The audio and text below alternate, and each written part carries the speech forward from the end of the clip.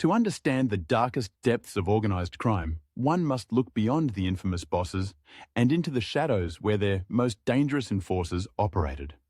Among these figures, none was more notorious than Roy DeMeo, the mobster murderer whose ruthless efficiency left an indelible mark on the history of the American Mafia.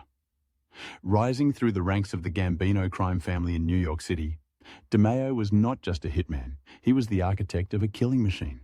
DeMeo led a crew whose reputation for violence spread fear throughout the underworld. Their method was chillingly systematic. Targets were lured in, swiftly executed, and then meticulously dismembered to erase all traces of the crime. This gruesome process became their signature, making bodies disappear and sending a clear message: cross the family, and you simply vanish. Law enforcement estimates tied DeMeo and his crew to as many as 200 murders, most of them unsolved to this day. But DeMeo was more than muscle. He thrived on the darker side of the Mafia's operations, orchestrating loan sharking, auto theft rings, and drug trafficking with the same cold precision he applied to murder.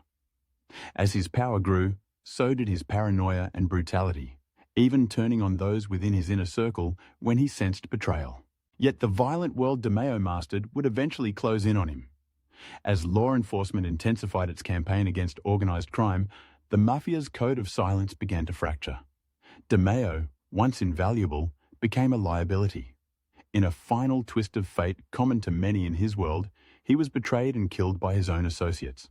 His body discovered in the trunk of a car, a grim full stop to a career built on death. Roy DeMeo's legacy remains a cautionary tale, a stark reminder of how absolute power and unchecked violence can ultimately destroy even the most feared killers in the Mafia's deadly hierarchy.